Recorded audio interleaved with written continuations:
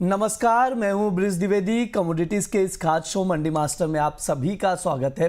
Commodity बाजार खुल चुका है। आज के बाजार में कमोडिटीज में कहां दांव लगाया जा सकता है, किस कमोडिटी में खरीदारी की जा सकती है और किसमें बिकवाली, इन सभी मुद्दों पर शो के दौरान बात करेंगे और एक्सपर्ट से राय भी लेंगे। आज हमारे साथ एक्सपर्ट हैं ट्रेडबुल सिक्योरिटीज के senior commodity research analyst Bhavik Patel ji. Sir good morning, स्वागत है आपका द बोनस में। नमस्कार प्रीत जी, थैंक यू। नमस्कार सर। एक्सपर्ट से कमोडिटीज पर राय लेना शुरू करें उससे पहले आप लोगों को बताते हैं मुख्य तौर पर किन कमोडिटीज पर बात होगी। सबसे पहले गोल्ड सिल्वर पर बातचीत की जाएगी। सिल्वर में तेजी लौटते हुए हम लोग देख रहे हैं। कॉमेक्स पर $89 पर सिल्वर ट्रेड कर रहा है। 5.5% का अपसाइड मूवमेंट आज देखने को मिला है। घरेलू बाजार में भी MCX पर चांदी 2,75,000 पर पहुंच चुकी है। वहीं गोल्ड की बात की जाए, गोल्ड 1% के ऊपर ट्रेड कर रहा है। कॉमेक्स पर जो है 5100 के ऊपर बना हुआ है। ट्रेडर्स क्या स्ट्रैटेजी बनाए, एक्सपर्ट से समझा जाएगा। बुलियन के बाद एनर्जी पर बातचीत होगी। ट्रंप के एक बयान से क्रूड मार्केट का पूरा माहौल बदल गया है। अंतर्राष्ट्रीय बाजार में क्रूड ऑयल की कीमतों में भारी गिरावट देखने को मिली।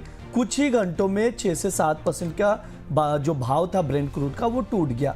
पहले $119 प्रति बैरल तक हमने कल के सेशन में जाते हुए देखा। वहां से क्रूड फिसलकर $90 तक आ चुका था। अब $94 के करीब करीब ब्रेंट क्रूड का भाव चल रहा है। एक्सपर्ट से समझेंगे क्या स्ट्रैटेजी होनी चाहिए। आखिरी में मेटल्स पर बातचीत होगी। एल्युमिनियम में अच्छी खासी तेजी देखने को मिल रही है, लेकिन तेजी की वजह क्या है वो हम समझेंगे और क्या खरीदारी का मौका है ये भी एक्सपर्ट से समझेंगे। बातचीत शुरू करें उससे पहले आप लोगों को बता दें ट्रंप का बयान क्या था जिसके वजह से क्रूड ऑयल के जो प्राइजेस में बड़ी गिरावट देखने को मिली और पूरा मूड माहौल दो बाजार का था वो बदल गया। ट्रंप का बयान आप देख सकते हैं स्क्रीन पर। अमेरिकी राष्ट्रपति डोनाल्ड ट्रंप ने कहा ईरान से युद्ध लगभग खत्म हो चुका है। ये बड़ा बयान है। ये कुछ संकेत मिल रहे हैं नरमी के। हालांकि आपको बता दें लगातार ईरान अभी भी आक्रमण कर रहा है, मिसाइलें दाग रहा है।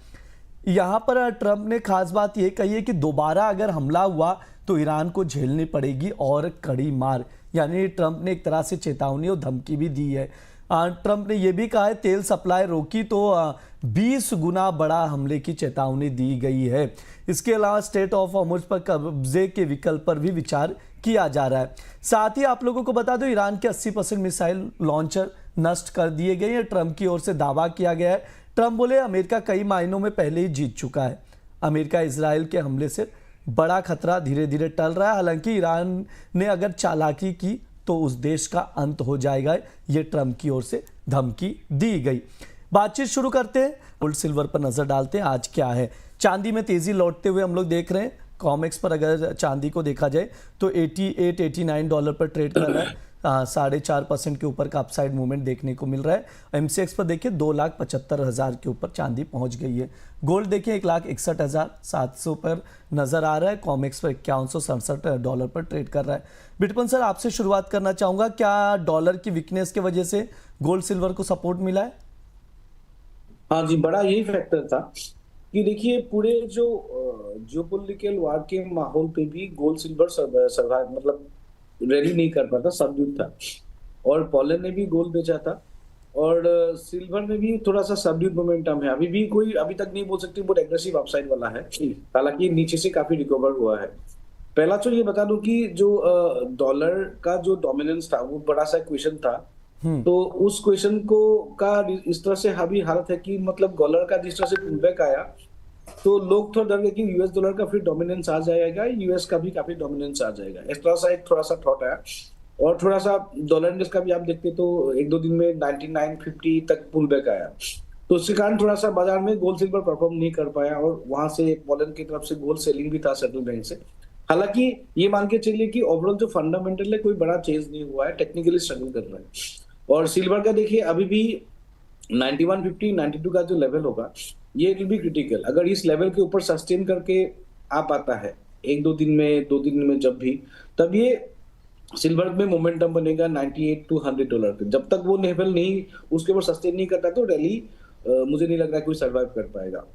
हालांकि गोल्ड का भी सेम सिनेरियो है सर। और गोल्ड सिल्वर का बॉटम 82 से लेके 71 तक एक नेक्स्ट रेंज का बॉटम है, तो जहां पे अभी बाजार में मतलब नीचे लेवल से अपना रेजिस्टेंस जोन के आसपास अभी पहुंच गया, मोस्टली टारगेट जोन के आसपास। तो इसके ऊपर सस्टेन करने के लिए सिल्वर में फॉलो थ्रू मोमेंटम के लिए $92 ग्लोबल मार्केट में सस्टेन करना पड़ेगा। गोल्ड का भी वही सिनेरियो है, 5030 से कंटिन्यू बाउंस कर रहा है। कल भी सवेरे जब खुला था एशियन मार्केट में 5030 के लेवल्स थे एशियन में, तो वहां से बाउंस बैक करके 5190 5185 चल रहा था, अभी 5170 60 के आसपास है। तो 5200 का लेवल जो भी है गोल्ड का, वो भी that is very critical to है अभी फिलहाल के लिए। उसके ऊपर सस्टेन करता है तो फर्दर रैली के लिए अपसाइड के लिए मतलब 5250 या 5260 जाने के लिए थोड़ा सा इजी होगा। लेकिन फिलहाल क्या है कि जो मोमेंटम है लोकली इंडियन मार्केट है बिकॉज ऑफ डॉलर रूपी, तो ये मान के चले कि गोल्ड को थोड़ा डिस में मेरे हिसाब से बाय करना चाहिए। तो मैं मान के चल रहा हूं अगर ये गोल्ड एंड सिल्वर दोनों को, सिल्वर भी 2 लाख देखिए 81,000 के आसपास पहुंच गया, यहाँ से 2,74,75,000 इसे बाइंग आइडिया, 2,86,87 कैन में सेलिंग आइडिया तक मतलब टारगेट रह सकता है। और आपका 2,71 के नीचे स्टॉप लॉस मिनी का बता रहा हूँ। गोल्ड का भी थोड़ा सा और डिप मिल रहा है तो अच्छा है, क्योंकि गोल्ड थोड़ा वोलेटाइल रहता है, अपर लेवल से कभी कभी स्ट्रॉन्ग रिजेक्शन भी मिल रहा है, रेंज बाउंड जैसा है। तो 1,60,700 के आसपास मेरे हिसाब से या ले सकते हैं यहाँ पे। और 1,61,900 से लेके 1,62,500 700 ये सब टारगेट रख सकते हैं। तो मेरे हिसाब से जो भी डिप्स आता है वहां पे बाय करना कैन बी बेटर रहेगा, क्योंकि ऑलरेडी मार्केट जो अपने रेजिस्टेंस जोन के आसपास पहुंच गया है। फंडामेंटल्स में कोई चेंज नहीं है, डॉलर के कारण थोड़ा सा लोग सोच रहे थे कि डॉलर में पुल बैक है, अब गोल्ड परफॉर्म नहीं कर पाएगा, डॉलर का डोमिनेंस है, तो ये सब चीज जो है वो थोड़ा सा दिमाग में लोग के आगे थे। ये राय है गोल्ड सिल्वर को लेकर। भाविक सर, आपके क्या व्यू रहेंगे, क्या कुछ सजेशन देना चाहेंगे गोल्ड सिल्वर में, और कोई ट्रेडिंग कॉल भी बन रहा है क्या?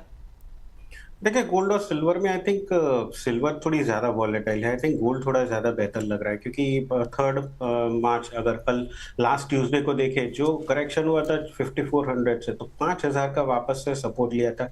उसके बाद 2 बार हमने देखा था कि 5000 के करीब जब भी आता है गोल्ड तो उसके सपोर्ट लेके ऊपर जा रहे हैं। और अभी अगर देखें तो कंसोलिडेशन भी बन रहा है। हालांकि चांदी की बात करें तो चांदी में वॉलेटिलिटी थोड़ी ज्यादा है, तो मुझे गोल्ड थोड़ा ज्यादा सेफर लग रहा है। और ये कॉन्फ्लिक्ट हुई थी तो लोगों को लग रहा था कि शायद सेफ हेवन डिमांड जो है वो सोने की आ सकती है, बट इस बार नहीं आई है, क्योंकि इस बार सारे जो इन्वेस्टर्स है वो डॉलर या तो फिर यूएस की ट्रेजरी यील्ड, क्योंकि कंपैरेटिवली टू गोल्ड वो थोड़ा और सस्ता मिल रहा था।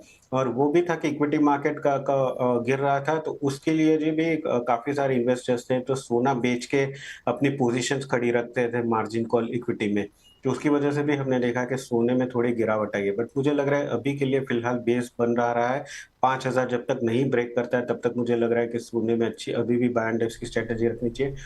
चांदी में आई थिंक $80 के नीचे जाता है तो मुझे लग रहा है कि थोड़ी और गिरावट आ सकती है, बट फिलहाल के लिए मैं चांदी आई थिंक अवॉइड करूंगा, क्योंकि थोड़ी ज्यादा वॉलेटाइल है। बट गोल्ड मुझे लग रहा है कि डेफिनेटली बाय एंड डिप्स की स्ट्रेटेजी रखनी चाहिए, तो गोल्ड मेरी टॉप पिक रहेगी।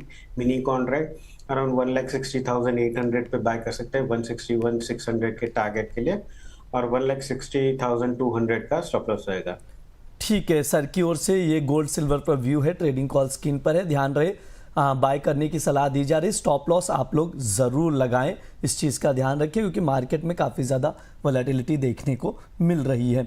बहुत सारे सवाल भी आ रहे हैं दर्शकों के, कुछ सवालों के जवाब भी ले लेते हैं जो अभी देख रहे हैं।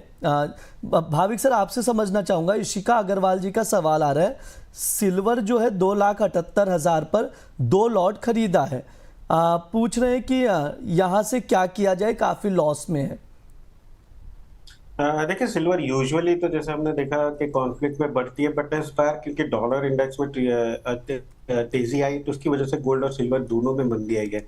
और दूसरा ये भी है कि क्रूड के प्राइस इतने बढ़े हैं तो एक्सपेक्टेड था कि शायद फेड जो है वो रेट कट ना करे, क्योंकि इन्फ्लेशन बढ़ेगा या तो फिर आगे जाके रेट भी बढ़ा सकते हैं, जो कि गोल्ड और सिल्वर के लिए नेगेटिव रहेगा। तो मुझे अभी भी लग रहा है कि आई थिंक $80 के नीचे नहीं जाता तब तक कोई गिरावट नहीं आ सकती, तो आप 2,70,000 का स्ट्रिक्ट स्टॉप लॉस बना के खड़े रहिए।